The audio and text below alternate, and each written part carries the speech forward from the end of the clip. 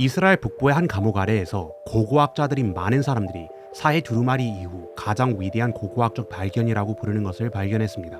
이 발견은 감옥 확장 공사 중에 이루어졌으며 공사 과정에서 고고학자들이 발굴 작업을 진행하던 중 밝혀졌습니다.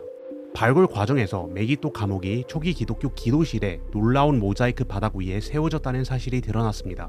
이 기도실은 기독교가 로마 제국 국교가 되기 전 기독교 공동체가 모였던 장소입니다. 이 특정 기도실은 AD 230년으로 거슬러 올라갑니다. 그러나 이 발견을 특별하게 만드는 것은 모자이크에 새겨진 비문입니다.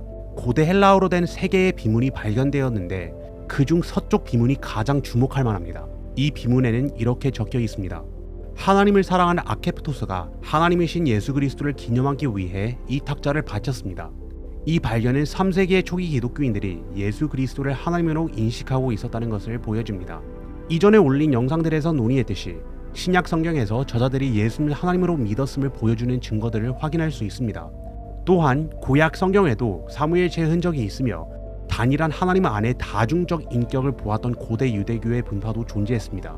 더 나아가 고대 교부들은 예수님을 하나님으로 언급한 기록이 많아 예수님의 신성에 대한 믿음이 기독교 초기부터 존재했음을 보여줍니다.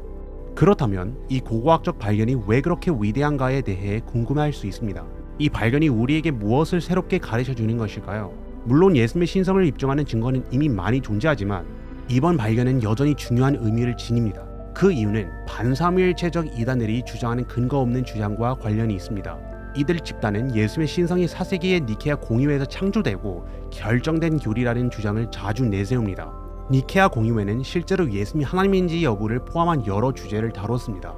따라서 이러한 집단이 사무엘체를 공격하며 이 공의회의 시점에 주목하는 것은 자연스러운 일입니다. 다행히도 이러한 주장은 쉽게 반박할 수 있습니다. 신약 성경 자체는 1세기에 모두 기록되었으며 예수님의 신성을 광범위하게 다루고 있습니다.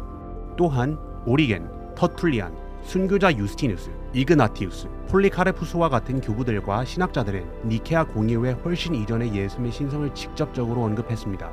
하지만 일부 사람들은 이 증거를 기독교 교회 전체가 아닌 소수의 신학자들의 견해로 여길 수 있습니다.